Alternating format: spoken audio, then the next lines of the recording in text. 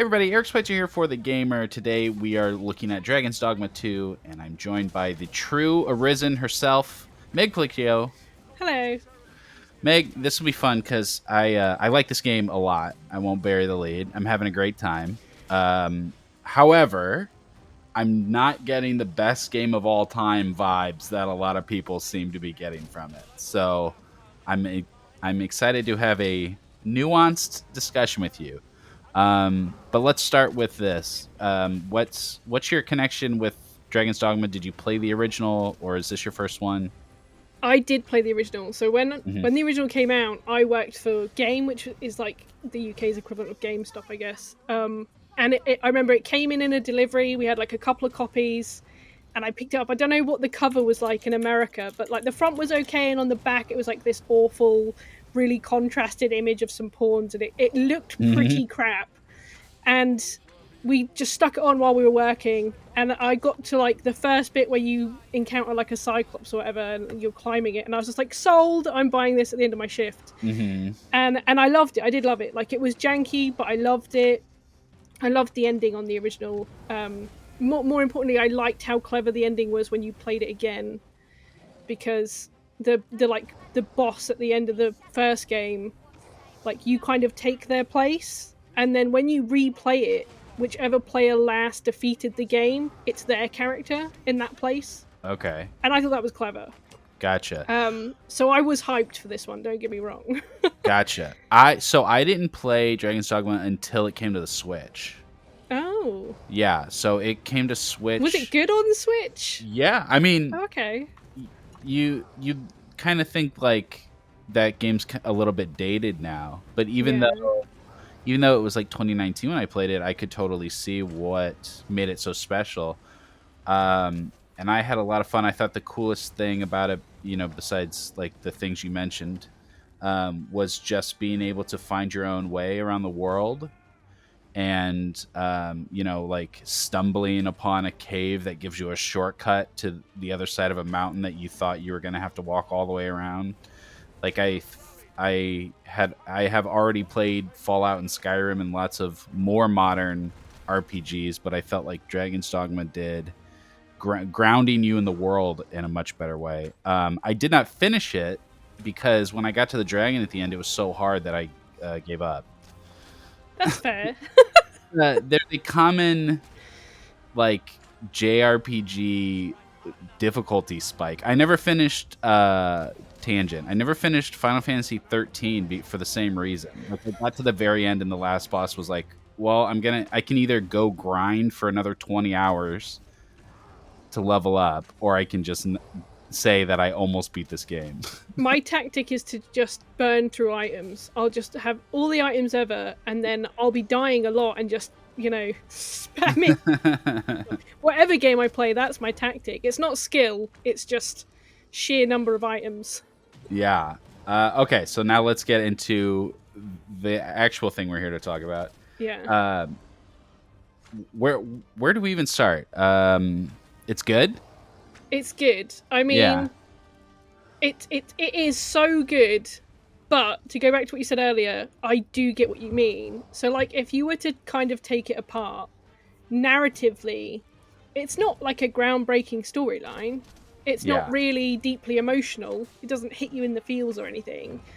No. Like, don't get me wrong, it's a nice enough storyline, but that's not what really sells it. It is the world building and the exploring, and how well it does that. The pawn system, how funny it all is, the unpredictability that you know where you're going, but you don't know what's going to happen on the way, because who knows, like you said, if you're going to find a shortcut, or if a big griffin's going to come and attack you, or whether your pawn's Yeah. going to decide to fall in the water and die, or that's what's so good about it. Yeah. Yeah. All right. So let's talk about the best things, because I think like one of the keys to Dragon Dogma 2's success is how clippable it is. Oh yeah. And it's like all over my social media feeds is just the funniest combat moments, and the game's full of those, and the combat is really the centerpiece of the whole game.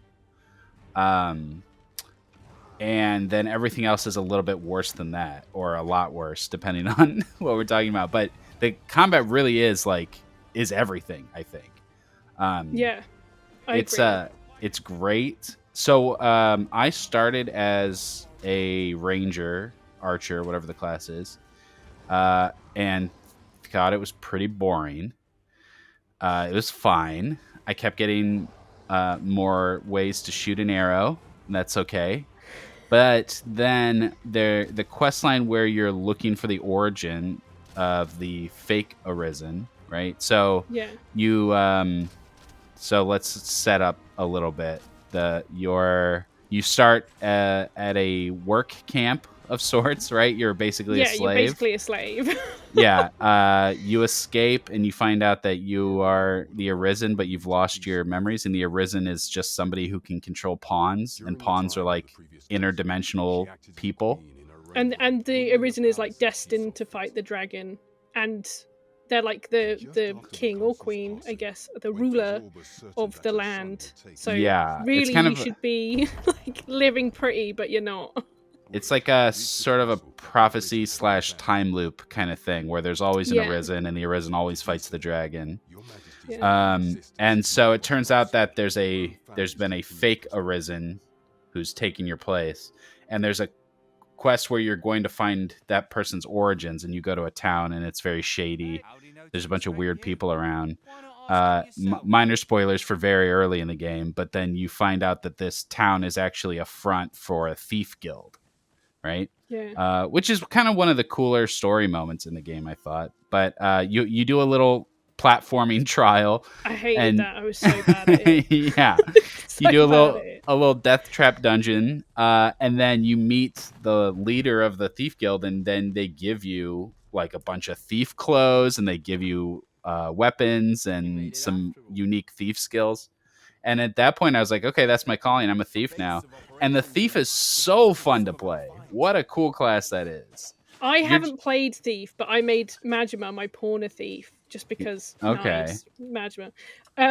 And so it looks great, but I just can't bring myself to have two thieves in my party. So I'm like, Yeah. he's the thief. I'll let him do that. I started with, is it fighter? So Yeah. just sword and shield, very basic. And then when I got warrior, I went onto that. And I find it a bit sluggish. Like everything feels slow, but Mhm. they do a lot of damage. So I'm like, this is fine. I'll stick with this. It's very Monster Hunter. Yeah. There's so much Monster Hunter DNA in the combat and the way that you approach big monsters, the way that you mount them, the way you bring them down.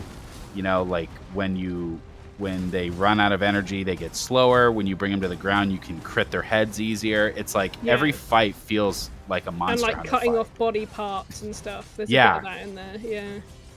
And then just the way each weapon makes it feel like a totally different combat system. Oh yeah. Each class is a completely different way to play the game. And let's not forget, you could entirely ignore weapons and decide to just pick up monsters and throw them in the water to kill them. Yeah, that works too. Yeah. Push them off a cliff. There's so many ways of killing them without even drawing your weapon. Yeah. So like all the clips are people doing cool stuff in combat, like climbing on monsters and knocking them over, and all that stuff is great. But it is also kind of the same through the whole game. You really have to go out of your way to like switch classes and like mix up your party if you want to try to add some variety and make things feel different. Though the one nice thing is that you unlock new classes throughout the game, so you do get to kind of start over. And the classes you find later are way cooler than the ones you start Yeah. And it's not like easily done. Like I haven't unlocked all the classes yet, but I'm on my second playthrough now, so there are obviously large bits of the game I missed. So Yeah. I'm now doing it again, and there's definitely still a few I need. So that in itself is enjoyable because it's not all like easy to do and unlock, and you have to work for it, much like anything in the game. Yeah, I want to talk a little bit about that, like the friction.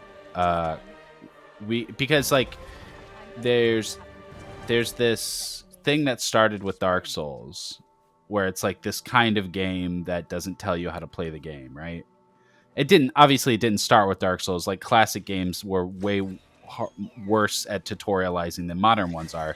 But in the landscape of modern games, we look at Dark Souls as like, it's not holding your hand and you're on your own to figure out what the game wants you to do.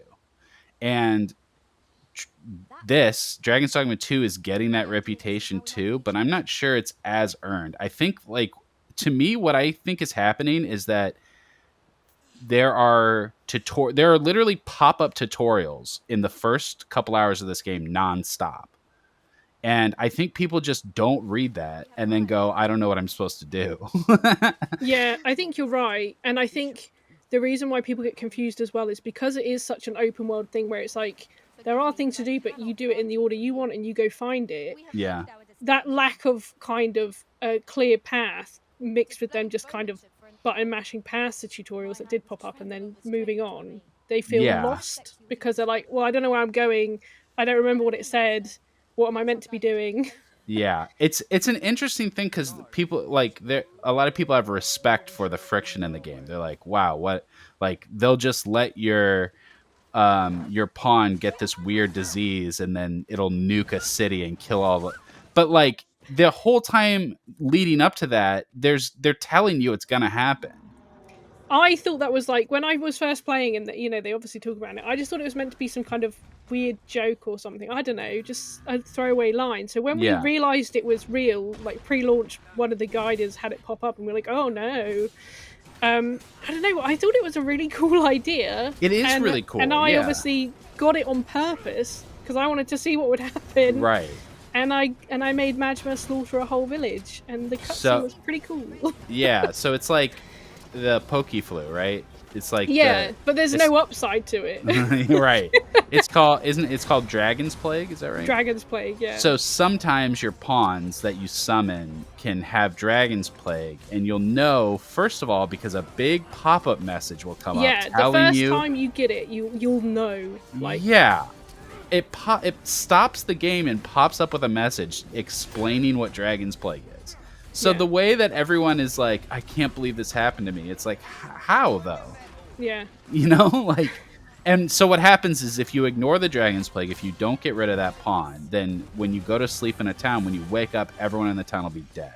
It doesn't happen immediately. So I tested it, and like I rested it in like 7 times before it happened.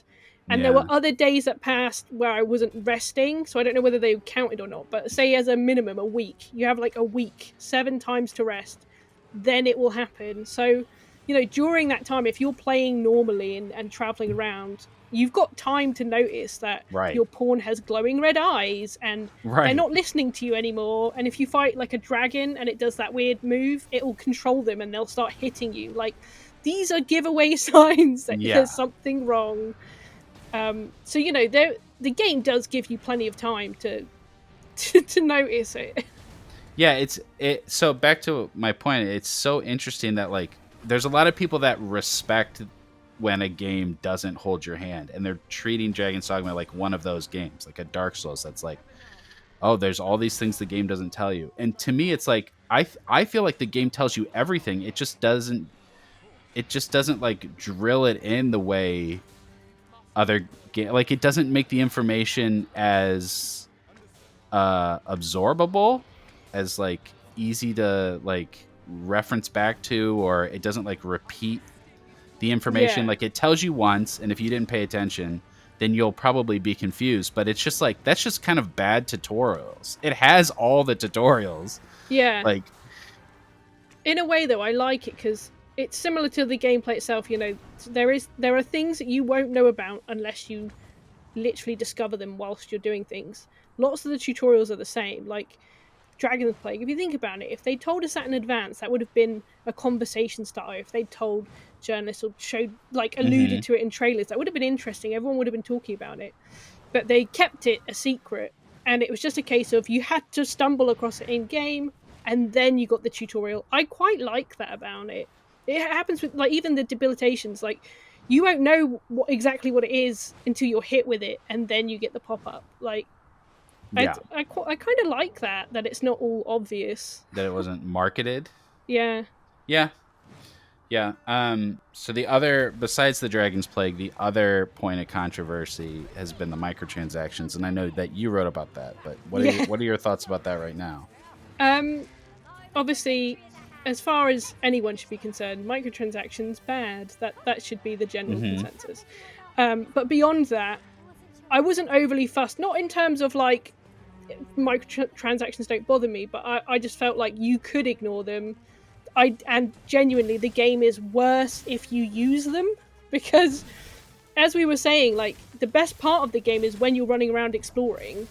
Yeah. That's when all the interesting stuff happens. So if you're using the microtransactions, which let you fast travel more often and things like that, you're not getting the same experience. You're having a very limited window of the same thing. And, like, you know, it's not an easy game because you're not traveling around, you're not fighting all that stuff, you're under leveled. Good luck fighting the boss at the end. Like, it's just going to eat your face. Yeah. So the microtransactions are, you can buy a port crystal for fast travel. You can buy a life stone, Yeah, Wakestone, a yeah. wake stone to resurrect yourself or someone else. You can buy some other consumables, but you can buy them once. You can buy one of each of those things. I think the port crystals you can get a maximum of 10. Okay. I'm not sure on the wake stones. There might not be a limit. I don't believe there's, because you can get ferry stones as well. So port crystals are like you set the point of where you want to travel to, Mm-hmm. and then ferry stones are like you can actually travel to them. Okay. But I remember the port crystals there was a limit because I remember checking to be like, can you just set one everywhere? Mm. Um. I'm on the same page as you that it's like they're not selling anything that you need to play the game. Like it's not, they haven't added this cost where, like, the problem with Assassin's Creed when it was doing like the double XP booster stuff is that it's hard to ignore how grindy that game is and how much more fun the game is if you spend that extra money, right? Like the Yeah. game, it felt like the game was designed at a certain XP rate, and then they cut it in half and then sold you, like, designed a problem and sold the solution. That's what people are worried about. Yeah. So so the reaction to like, oh, these port crystals are really hard to find and they're really expensive in game, but you could just buy them with real money. But like, I'm on the same page as you in that actually makes the game worse because they should be extremely limited. That's what makes exploring the world like interesting and dangerous, and you miss out on what the core experience is if you do that. Because this isn't a game where you're trying to rush to the end, right? Oh, Like, definitely not. you shouldn't Like, play this game if you're just like, trying to rush through. It's not a game where it's like, well, I'm just here for the story. It's not yeah, that kind of game. not at all. But at the same time, like, always appreciate when the gamers get worked up over microtransactions. I think no one should ever just accept that this is the way it is, or that it's just part of games. And when I hear people being like, oh, other games have worse microtransactions, why is everyone mad about this one? It's like, no, they should be mad about all of them. I'm glad they're mad about this one. They should be just as mad about Fortnite and everything else, right? Yeah. So I'm never gonna call anyone out for calling out microtransactions. I think that's great. They should keep that energy going. I think don't know. my biggest frustration with the discourse on the microtransactions was not that people were mad at it. Like, yeah, you should be mad at microtransactions, but I think it was that there was a lot of like misinformation going around, and Right. people legit thought you could only get fast travel if you bought it, and like, again, I think I found it doubly frustrating because I was like, A, that's not true, but B, also it is worse. You don't want to fast travel everywhere. Like, Yeah. Well, and it's difficult to try and explain to someone, like, just try it, because then it sounds like you're just saying buy the game, play the game, but it's like tricky to be like, it's not what you think. You wish they had your perspective on things, But I think the reason for that is because of the developers saying our game doesn't have fast travel. If they had not done that IGN, I think it was IGN, interview being like, your game doesn't need fast travel, you just need to make your game less boring, Yeah. That whole thing where they're like, but the game does have fast travel. Yeah, because So I went into it thinking, oh, there isn't fast travel in this one. Me too. If they had said, oh, it's limited, like the first game, I would have been like, oh, yep, I understand what that means.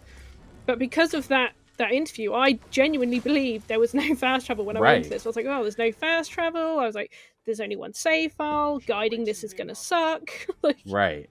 But then it turned out not only there is, but also they'll sell you more. So yeah. Yeah, I totally get why people are mad, and I also think like the misinformation did make it worse. But some of the misinformation came from the developers, so yeah, it didn't help themselves. Yeah, it didn't help. But either way, just don't buy it. Like, the developers will hopefully learn when no one buys it, and because of all the outrage, it's not worth a shame it for like a £2 crystal. Like, it's a shame that it overshadowed so much of the launch of the game, and like, the reviews on Steam were like extremely negative. Yeah, like very silly stuff. But anyway, that's almost its own separate video. The microtransaction thing. I think the way what besides the combat, which we've already touched on, my favorite thing about the game is the interactions with the pawns and the idea that those pawns have experienced other people's games and now they're bringing that information to your game to help you. Clever. Is so it's like cool. So clever. Yeah. Like when I played the first one, and I think, oh, imagine if we'd had that in that game. Like, it's stuff like that. That's where it shows how much they've built on the original. They took what worked and they made it better. It's the same with like the combat and the exploration. They took the things that were really great about the first game and really pushed them in the second one. Which is, I mean, really all you want from a sequel, isn't it? Definitely, yeah. I just like, I think NPCs are annoying. Like party members that just chat all the time are annoying, and the original Dragon's Dogma definitely has a reputation for having really annoying. They do. Chatter. And my pawns are always chatting, but they're always telling me useful stuff. It's such a I've never it's played not a the game same like few that. lines. Like I almost like love to hate it at this point. But the original, you'd always get the same lines, like all roads lead to Grand Soren, and you'd hear it a million times. And you'd be like, please mention something else when I'm running in this direction. Whereas you're right, this time around, there's more variety in what they're going to say in reaction to something. Yeah, I mean, there's still a few, like when they call out the ladders. Yeah, like they always say the same thing about. It's like doubly annoying if you already dealt with that. It's or you can't even see what ladder they're talking about. But usually, the other day, I was just I had my pawn was like, I know where a rift stone is, a forgotten rift stone, and you can be like, yeah, show me where it is. And you followed him, and I ran after him, and he didn't even take me to a rift stone. He took me to a chest, and I was just, well, this is disappointing, isn't it? Usually they're saying like, hey, I know where a secret is. Can I show you? Or like, oh, I'll lead you to the quest. I've done this quest before. Like, all that stuff is great. I mean, you don't want to have to rely on an NPC to lead you around if you can't find your way necessarily. But sometimes you're just like, I'm sick of wandering. I'm just going to follow. Or if it's nighttime, it's like, please get me out of here. Have you done that, like, oracle thing yet? No. So there's an oracle in the game, and you go to them, and if you're, like, stuck on a quest, they'll give you, like, a clue. Okay. It's like 50 gold or something. And the first time I did it, I didn't really know what it was. And I was just like, yeah, I'm just paying this woman 50 quid. Let's see what happens. And she was just basically like, you need to go to this exact location. And I spoke to Ryan about it, and I was like, have you done that? And apparently when he did it, he got like a far vaguer bit of information where he was like, this is useless. So I guess it changes depending on the quest, but that's like another good way where if you are stuck and I guess your pawns haven't done it, you could check out the oracle. Yeah, there are plenty of tools to help you figure out how to do stuff, and most of the quests really aren't that like. One of the first like figure it out yourself moments in the game is when you have to, if you are a human, if your player character is human, there's a gate to the west that you can't go through unless you look like a beast tribute. Yeah. And the quest giver is just like, I can't help you with that. You're on your own. Yeah. But then the solution is that right next to the gate you have to go through is a guy selling a mask that you can wear. Like, these aren't really hard problems to solve. When just go to the gate and then there's a guy next to it selling a mask and you put on the mask. Mind and go through you, the gate. it's interesting because I had seen the mask, so you put two together because it's quite straightforward, like you said, and I was just like, gonna make sure I'm wearing a mask when I go talk to that gate guard. He let me straight through. But when Meadow played it, a colleague of ours, obviously, he spoke to the guard before he wore the mask. When he went to get the mask, he still couldn't successfully get through. Okay. I guess maybe the guard remembered or whatever, so he had to do the annoying, there's another road, which is like full of hard monsters and takes far longer to go round. Fight his way in. Yeah. Yes, there are alternate solutions to thing, and I definitely always really appreciate that. But I love immersive sims. I love emergent gameplay, and I feel like this is a game where you fight big monsters. It's not a game where, like, I don't know, maybe I need to get further, maybe I need to see more. I know that there are alternate ways to do things, and that's always really cool, but it's just not that.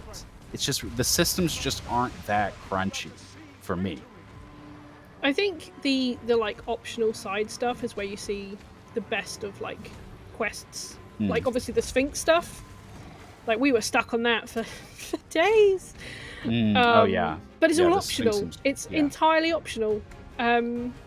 Which I guess is a good thing. Like you don't want to force people through that, but in a lot of ways, I think the optional stuff is where the game shines the most. So I guess like through the first town, I did all the side quests, and it was all just like, this person needs a flower, and then you bring in the flower, and they're like, thank you, and then like you're walking.